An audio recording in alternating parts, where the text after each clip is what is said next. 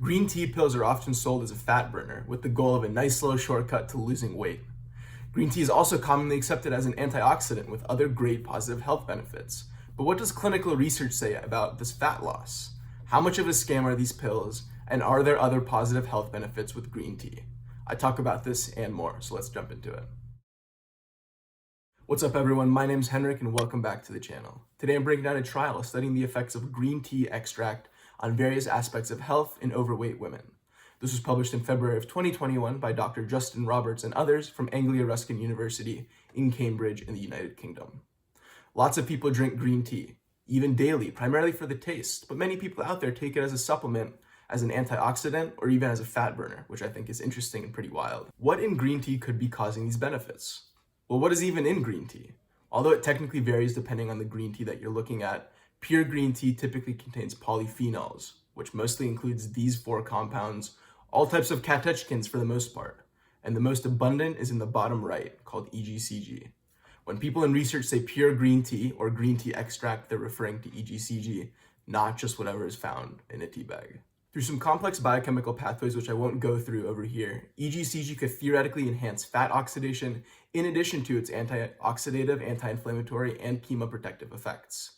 Today's study specifically looks at the fat oxidation and changes in cholesterol effects of green tea extract, or EGCG, and its effects in combination with two other antioxidants. Let's take a look and see what they found.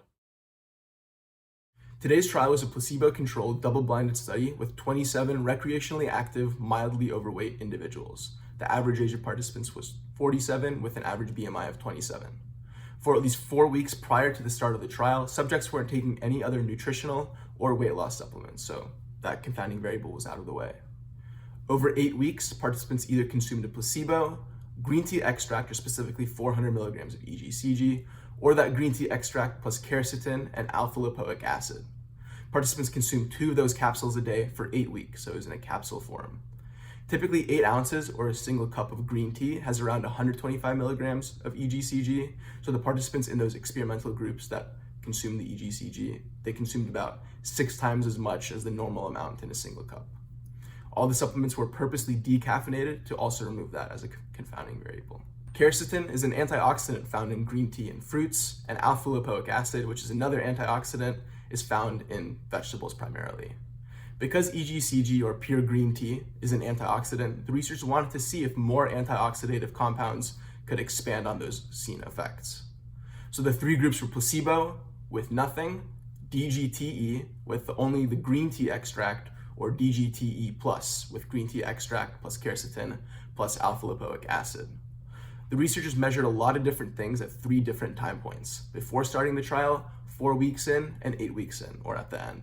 1 week before each of those visits, subjects were asked to track their food consumed in MyFitnessPal to standardize diets and reduce any other confounding variables. At these 3 time points, researchers measured body composition and blood biomarker levels like cholesterol levels, liver enzymes, and insulin. The primary endpoint of this study, or the main thing being studied, was fat oxidation and how it changes with respect to green tea and other antioxidants. While participants went through an exercise protocol, researchers measured the volume of oxygen consumed and carbon dioxide expired, and using these values, they approximated fat oxidation with this equation right here.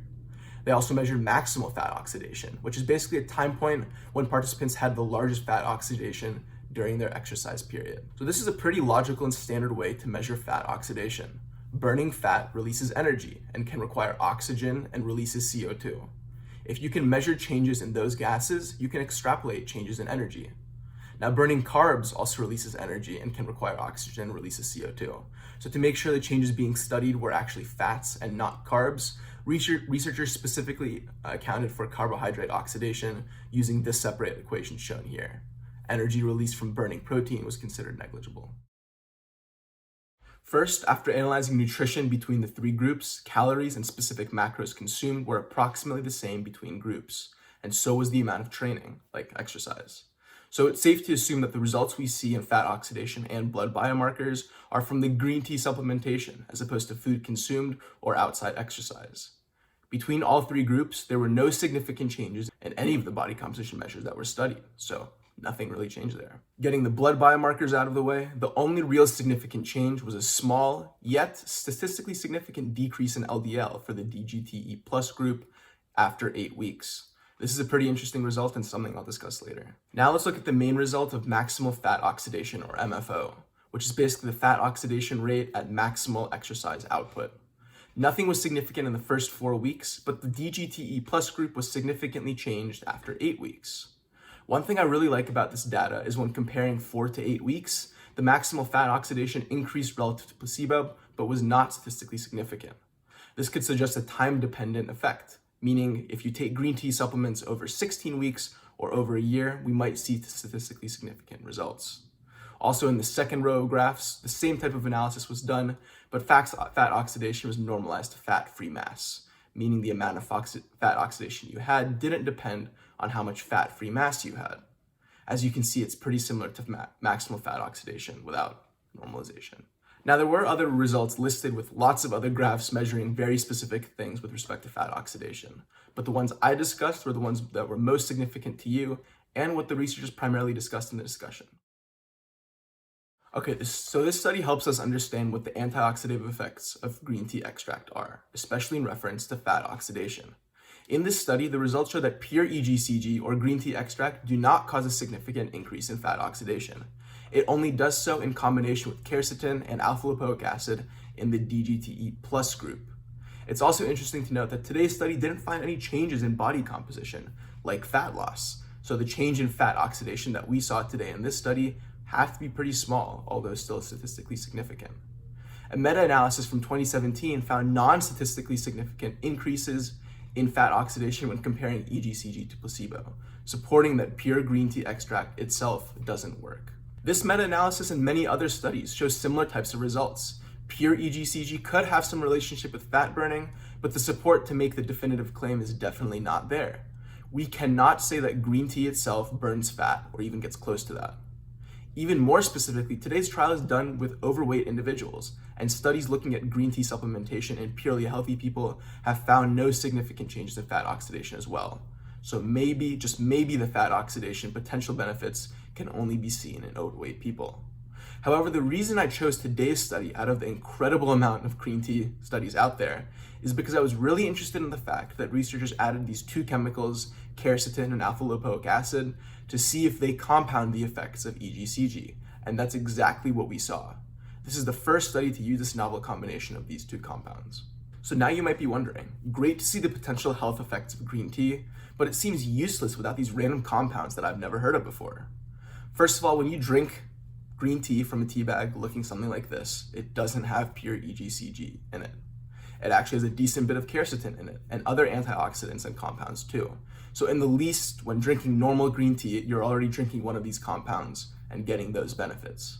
For all I know, the researchers could have been trying to design a new supplement with EGCG, quercetin, and alpha-lipoic acid and trying to use a study to advertise it as a fat burner.